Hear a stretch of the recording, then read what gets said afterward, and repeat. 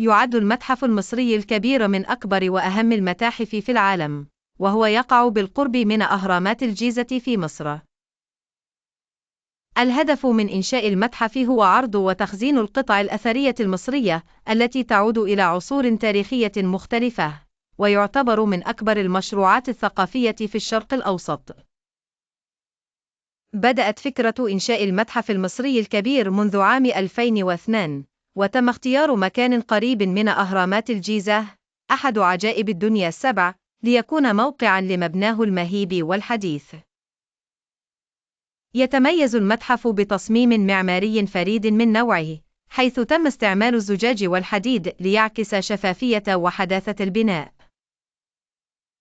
يحوي المتحف أكثر من 100,000 قطعة أثرية تعود إلى فترات متعددة من التاريخ المصري القديم، بما في ذلك أقدم التماثيل والمومياوات والكنوز التي تم العثور عليها في المقابر الملكية.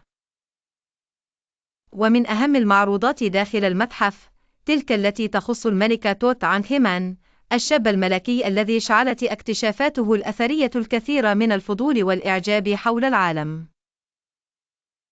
كما يترقب زوار المتحف رؤية كنوز الفراعنة وأدواتهم اليومية التي كانوا يستخدمونها في حياتهم، بالإضافة إلى عدد من القطع النادرة التي لم تعرض في المتاحف من قبل.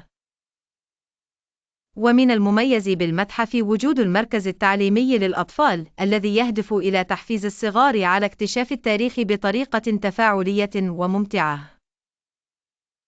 خضع المتحف للعديد من مراحل البناء والتطوير، وواجه تحديات كبيرة تتعلق بتوفير الميزانية اللازمة وتأمين القطع الأثرية. ولكن بفضل الجهود المبذولة، تحول حلم المتحف المصري الكبير إلى حقيقة واقعة، ليكون واحداً من أكثر المتاحف تطوراً في العالم.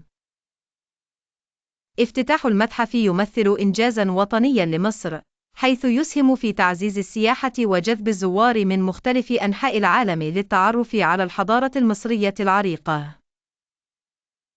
إن المتحف المصري الكبير هو بمثابة جسر بين الماضي العريق والحاضر المشرق، ما يجعله وجهة لا بد من زيارتها لعشاق التاريخ.